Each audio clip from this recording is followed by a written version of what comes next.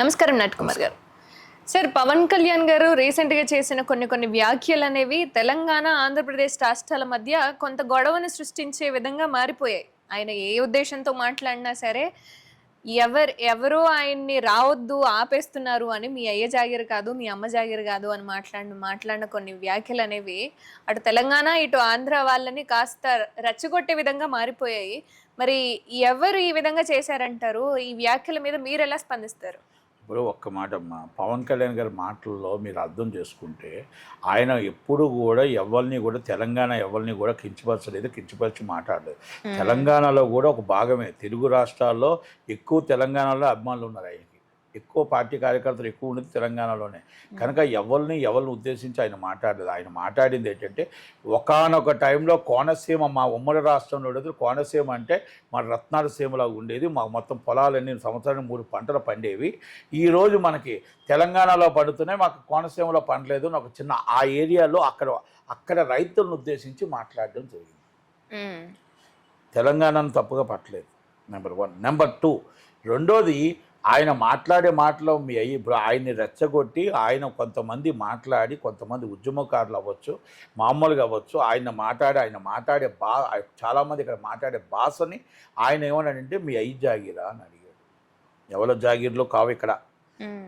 దేశం ఇండియాలో మనం ఎక్కడైనా బతకొచ్చు, ఎక్కడైనా నివసించవచ్చు. ఐఎమ్ ఇండియన్ అంటే ఎవరిమైనా ఎక్కడైనా పోటీ చేయొచ్చు, ఎవరమైనా ఎక్కడైనా పోటీ చేయొచ్చు.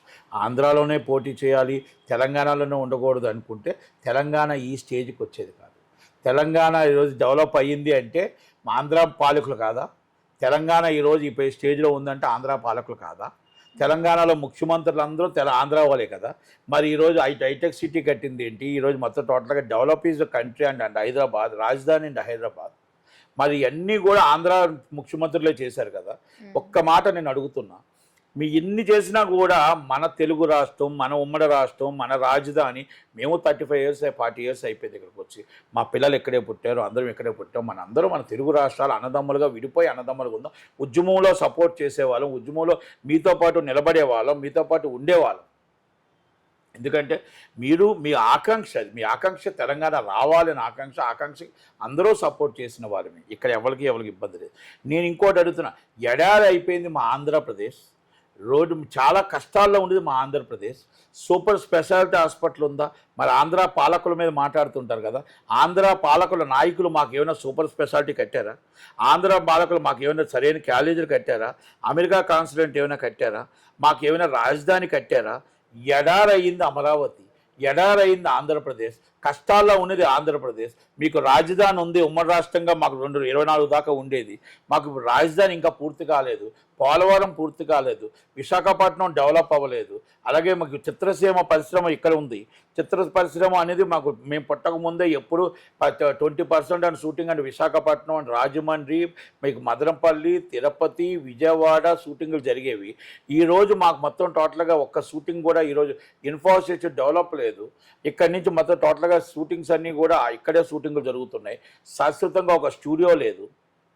అంటే ఏ డెవలపింగ్ కూడా మా ఆంధ్ర పాలకుల ముఖ్యమంత్రుల డెవలపింగ్ అండ్ హైదరాబాద్ చేశారే తప్ప ఏ రాయలసీమ చేయలేదు, తిరుపతి చేయలేదు, ఎక్కడా చేయలేదు, విజయవాడ చేయలేదు, ఎక్కడా చేయలేదు. కాబట్టినే మేము సడన్గా 2014లో మీకు తెలంగాణ వచ్చిన తర్వాత నిజంగా నష్టపోయేది ఆంధ్రప్రదేశ్, నిజంగా రాజధాని లేకుండా పోయింది ఆంధ్రప్రదేశ్, నిజంగా డెవలప్ లేనిది ఆంధ్రప్రదేశ్, అలాగే నిజంగా స్టూడియో లేకుండా ఏమీ లేకుండా ఇన్ఫ్రాస్ట్రక్చర్ డెవలప్ కాకుండా మా పిల్లలు మా బిడ్డలు హైదరాబాదు, బెంగళూరు, చెన్నై ఎక్కడెక్కడ ఉద్యోగాలు చేసుకుంటూ ఎక్కడైనా కాల్ సీట్ వస్తే ఎక్కడైనా ఇంటర్వ్యూస్కి వస్తే హైదరాబాదు, ఇక్కడ ఉదయం లెగిస్తే హైదరాబాదే రావడం తప్ప, సో మన ఏమైనా జబ్బులు వస్తే హైదరాబాద్ రావడం తప్ప ఈ రోజుకి కూడా మాకు సరైన సౌకర్యాలు ఆంధ్రప్రదేశ్లో ఉన్నాయా?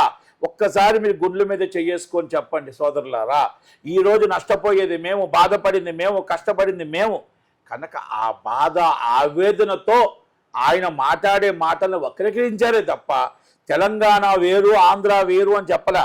తెలంగాణలో ఈరోజు మీరందరూ కూడా ఆంధ్ర పాలకులు కానీ, చంద్రబాబు నాయుడు గారు కానీ, రాజశేఖర రెడ్డి గారు కానీ, మొత్తం టోటల్గా ఒక్క టంగుడు అంజయ్ గారు తప్ప భవన వెంకటరామరెడ్డి గారు కానీ, కిరణ్ కుమార్ రెడ్డి గారు కానీ, ఈ డెవలప్డ్ అంతా కూడా ఇక్కడే చేశారు కదా.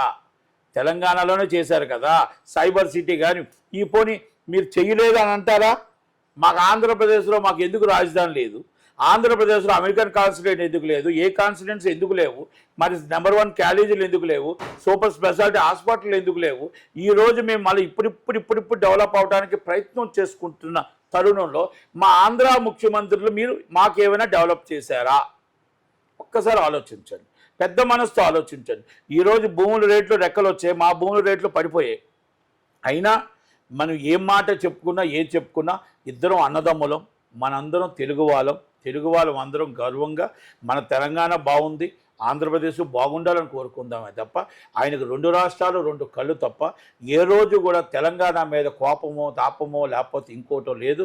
తెలంగాణలో కూడా పార్టీ పెట్టుకోవచ్చు, ఎవరైనా పార్టీలు పెట్టవచ్చు. బీఆర్ఎస్ మీరు పెట్టారు, అలాగే తెలంగాణలో పార్టీలు పెట్టవచ్చు, టీడీపీ పెట్టవచ్చు, అందరూ పెట్టచ్చు. టీడీపీ నందమూరి తారక రామారావు గారికి తెలంగాణలో అభిమానులు ఎక్కువ ఉన్నారు, రాజశేఖర రెడ్డి గారికి తెలంగాణలో అభిమానులు ఎక్కువ ఉన్నారు. మరి ఈరోజు మరి వాళ్ళందరూ కూడా ఇక్కడే కదా డెవలప్ చేశారు. మరి ఈరోజు మా డెవలపింగ్ లేదు అంటే ఒక్కసారి మీరు అలా చరిత్ర యూట్యూబ్లో చూసుకున్నా తెలుస్తుంది. ఈరోజు మా రాజధాని ఎప్పుడు పూర్తవుద్ది, పోలవరం ఎప్పుడు పూర్తవుద్ది, ఇన్ఫ్రాస్ట్రక్చర్ డెవలపింగ్ అనేది స్టూడియోలు కానీ ఏవైనా ఒక్క పునాది అయినా వేసారా? ఏ రోజైనా ధీటుగా ఇక్కడ స్టూడియోలు కడుతున్నారు కదా విశాఖపట్నంలో కట్టారా? ఏమైనా రాజమండ్రిలో డెవలప్ చేశారా? ఏమైనా విజయవాడలో డెవలప్ చేశారా? తిరుపతిలో డెవలప్ చేశారా? సినిమా ఇండస్ట్రీలో 12 స్టూడియోలు ఇక్కడ ఉంటే ఒక్క స్టూడియో కూడా లేదే. మరి అన్నీ కూడా డెవలపింగ్ ఇస్ తెలంగాణ అయ్యింది. డెవలప్ అవ్వాలి, పరిశ్రమలు రావాలనే కోరుకుంటాం, ఇక్కడ రావాలి అక్కడ రావాలనే కోరుకుంటాం. ఎప్పుడు కూడా ఈర్ష్య లేదు, మీరు బాగుండాలని కోరుకుంటాం, మేము బాగుండాలని కోరుకుంటాం. అంతే తప్ప ఇప్పుడు ఉద్యమం అనేది మీకు తెలంగాణ వచ్చేసింది, తెలంగాణ వచ్చింది, జై తెలంగాణ అంటానికి అందరూ సపోర్ట్ చేస్తాం. మీ తెలంగాణ వచ్చింది, మాకు ఆంధ్ర వచ్చింది, మా ఆంధ్ర డెవలపింగ్కి మీరు కోఆపరేషన్ చేయండి. మీ తెలంగాణకు డెవలపింగ్ అవసరం లేదు, ఆటోమేటిక్గా డెవలప్డ్ తెలంగాణ. కనుక మనందరూ అన్నదమ్ములుగా ఉండాలి తప్ప మనం మీకు పదవుల కోసం రాజకీయాల కోసం మీరు వ్యక్తుల మధ్యన స్విచ్ పెట్టొద్దని చాలామంది ఒక వ్యక్తి ఒక ఉద్యమకారుడు చాలా దారుణంగా మాట్లాడాడు. నేను ఒకటే అడుగుతున్నా, చిరంజీవి గారికి తల్లిగారి కోసం మాట్లాడావు, పవన్ కళ్యాణ్ కోసం మాట్లాడావు సోదరా. మరి మీకు తల్లి లేదా సోదరా? మీ చెల్లి లేదా సోదరా? మీ భార్య లేదా? మరి వాళ్ళ కోసం ఫ్యామిలీ ఇష్యూస్ బేస్డ్ మాట్లాడాలి. కానీ వ్యక్తిగత జీవితాల కోసం వ్యక్తిగతంగా మాట్లాడడం ఎంతదాకా కరెక్టు? ఇది తెలంగాణ ఉద్యమం వాళ్ళు హర్షిస్తారా అని అడుగుతున్నా. తెలంగాణ ఉద్యమకారులు ఇది హర్షిస్తారా అని అడుగుతున్నా. అది ఓకే అంటారా అని అడుగుతున్నా. మీరు ఒక్కటి ఆలోచించండి. తెలంగాణ అయినా, ఆంధ్ర అయినా, ప్రపంచం అయినా, ఇండియన్ అయినా, ఆడపిల్ల ఆడబిడ్డే, మగబిడ్డే. మనందరి దాంట్లో ఒకటే రక్తం, ఎరుపు రక్తం మాత్రం వస్తుంది యాజ్ ఎ ఇండియన్. కనుక మన తెలుగు రాష్ట్రాల్లో మన ఇష్యూస్ బేస్డే మాట్లాడాలి తప్ప ఎప్పుడు కూడా ఎదుటి వాళ్ళు కించపరిచి ఆ కుటుంబాలను మాట్లాడడం అనేది కరెక్ట్ కాదేదో అని చెప్పేసి రుద్వి గారు ఆయన పేరు, నేను ఒకటే అడుగుతున్నా, రుద్వి గారు ఏ రోజు కూడా మనం వ్యక్తిగత దోషంలోకి వెళ్ళకూడదు అనేది నా విన్నపం. వ్యక్తిగత దోషంలోకి మీకు ఎవరు కూడా వెళ్ళలేదు. కనుక పవన్ కళ్యాణ్ గారిని మీరు డైరెక్ట్గా ఎదుర్కోండి, మాట్లాడడం తప్పలేదు. కానీ వాళ్ళ ఫ్యామిలీ కోసం మాట్లాడకూడదు, వాళ్ళ కరెక్ట్ కాదు.